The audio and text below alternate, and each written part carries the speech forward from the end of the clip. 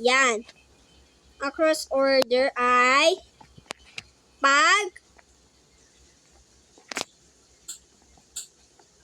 pagbabay ang or spelling. Kasi, ito magpagbabay. Anong gagawa mo sa pagbabay? Ang tinatawag, ang bagay ay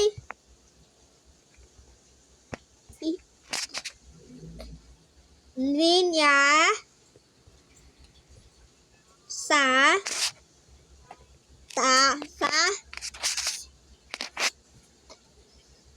salita. Anong ang salita sa pagbabay or spelling manner? Like for example, okay. Ang halimbawa ay ang pusa. Okay. Isulat ang pusa sa ibaba. Like for example, is P, U, S, and A is pusa.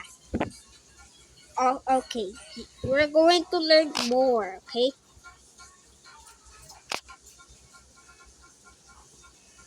Okay.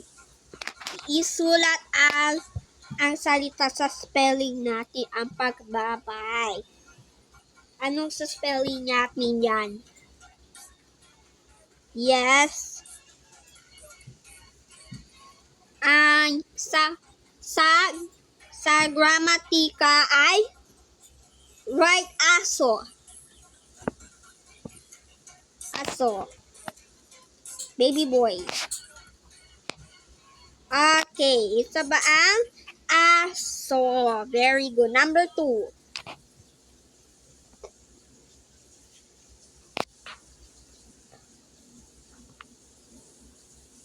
Okay. Capital letter ha. This is I. Maliit na letter I. M. Pinatawag ng M.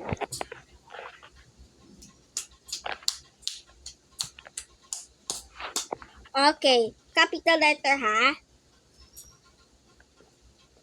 I am. Okay. Okay. Right, comma. Yes, baby girl. T-O-M-A.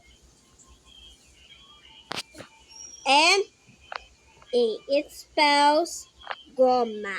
Okay. It's pagbay linya sa salita. Okay, very good. 9 po ba si teacher ang pagbabay? Okay. Okay, sige na po. Next na lang po tayo ay paryala at pangungusap. Okay.